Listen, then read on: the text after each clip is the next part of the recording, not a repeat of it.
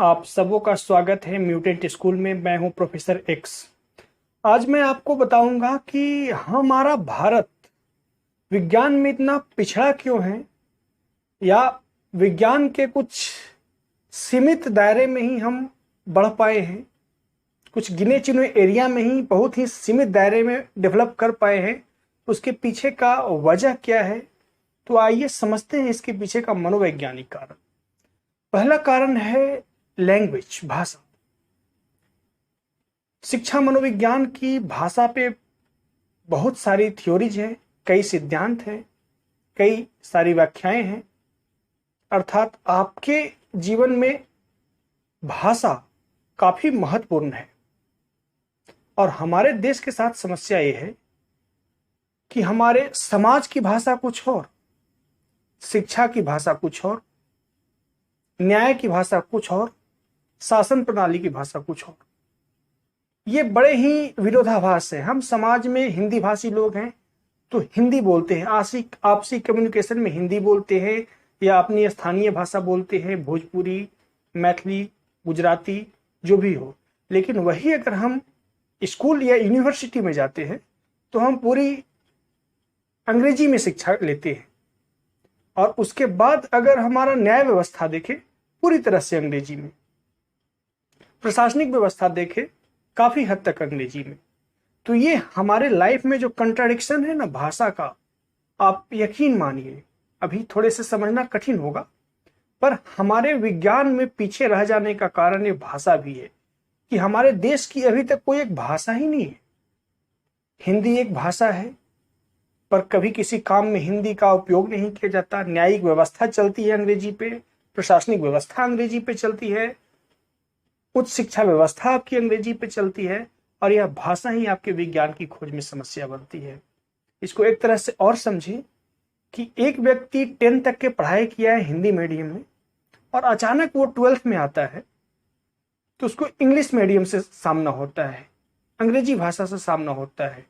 तो उसकी नॉलेज का स्तर काफी बेहतर है, पर जैसे ही वो 12th में इंग्लिश मीडियम में आता है तो उसकी कॉग्निटिव प्रोसेसिंग जो होते हैं वो स्लो पड़ जाते हैं। तो उसका थिंकिंग, उसका इमोशंस, उसका मोटिवेशन, सारा कुछ अनबैलेंस हो पाता है, जिसकी वजह से वो सही ढंग से शिक्षा नहीं ले पाता है। अगर आप ऐसा कन्वर्टेड मीडियम में आए हैं तो आप हमारी बातों को समझ सकते हैं कि हिंदी में पढ़ाई किए हैं, अचानक आपको इंग्लिश का सामना करना पड़ रहा हो तो आप एडॉप्ट तो कर लेंगे, पर सच में इनोवेशन नहीं कर पाएंगे। आप रिसर्च, इनोवेशन एंड डेवलपमेंट नहीं कर पाएंगे, उसमें आप कोई नई खोज नहीं कर पाएंगे, क्योंकि जो मदर टंग है खोज उसी में हो सकती है। अल्बर्ट आइंस्टीन ने इंग्लिश में नहीं खोजा था, जर्मन भाषा में खोजा था। दुनिया के जितने भी महान वैज्ञानिक, मनोवैज्ञानिक, दार्शनिक हुए, वो इंग्लिश में नहीं किया था, वो अपने स्थानीय भाषा में किया था उन्होंने। तो आपका जो मदर टंग है ना, वो आपकी चेतना से जुड़ी होती है, और चेतना के कई सूक्ष्म लेयर से जुड़ी होती है। तो इसलिए भाषा का हमारे देश में अस्थायी न होना, डिफरेंट भाषाओं का होना, हमारे वैज्ञानिक खोज में सबसे बड़ा बाधक में से एक है। दूसरा बड़ा बाधक है, इसके भी मनोवैज्ञानिक कारण समझिए, बहुत बारीकी से समझिए। हमारा देश 200 साल तक गुलाम रहा। तो जब देश गुलाम रहा तो हमारे पूर्वजों के मस्तिष्क में, विचार में, चिंतन में, भावनाओं में, इमोशंस में एक ही बातें चलती रही होगी कि बस हमें कैसे भी इस समाज में एडॉप्ट करना है, जीना है, खाना है, कैसे भी। किसी तरह की उसके पास अलग मोटिवेशन नहीं रहा, क्योंकि हमारी देश अंग्रेजों का गुलाम था, और अंग्रेज कभी किसी भारतीयों की का स्वतंत्र निर्णय का स्वागत कभी नहीं करते थे, हमेशा वो बाधाएं डालते थे। तो 200 साल तो हमारे पूर्वजों की चिंतन प्रणाली ब्लॉक्ड रही, और 200 साल वो ब्लॉक प्रणाली, या यूं कहें कि उस ब्लॉक चिंतन प्रणाली से आई हमारी पीढ़ी, यानी हम और आप और अन्य लोग अचानक से चिंतनशील नहीं हो सकते। इसे समझिए, नहीं हो सकते। और हमारा देश को आजाद हुए आज काफी साल हो गए, एबव 70 ईयर हो गया, 70 साल से ऊपर हो गए, लेकिन वो चिंतन प्रणाली आज भी हमारे समाज में है।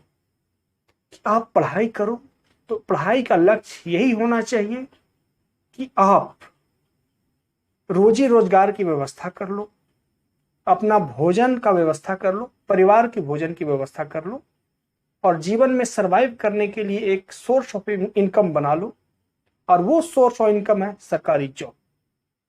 तो ये अंग्रेजियत का ही प्रभाव है हमारे ऊपर कि हम आज भी अपने पूर्वजों का जो इसको बोलते हैं कलेक्टिव अनकॉन्शियस इफेक्ट, कि हमारे पूर्वजों का जो मनोभूमि रही थी, पूर्वजों का जो मनोभाव रहा था, पूर्वजों की जो साइकोलॉजी रही थी, वो साइकोलॉजी हम पे भी आ गया है और आज हमारे समाज में व्याप्त है कि पढ़ाई करनी है, जॉब लेनी है, जॉब होगी, शादी विवाह होगा और आपके सारे कॉग्निटिव एबिलिटी में आपके चिंतन आता है, आपका मोटिवेशन आता है, आपके कई सारे साइकोलॉजिकल फिनोमिनन इसमें शामिल है कॉग्निटिव एबिलिटी में, इससे प्रभावित है। और आपकी कॉग्निटिव एबिलिटी पे जो चीजें प्रभावित रहेगी कि जॉब लेना है, जीना है, खाना है, परिवार चलाना है, विवाह करना है, आपका सारा काम उसी अनुसार होगा। और हमारे समाज की ऐसी व्यवस्था है जिसके लिए हम वैज्ञानिक खोज में गहरे नहीं जा पाते, दूसरा कारण।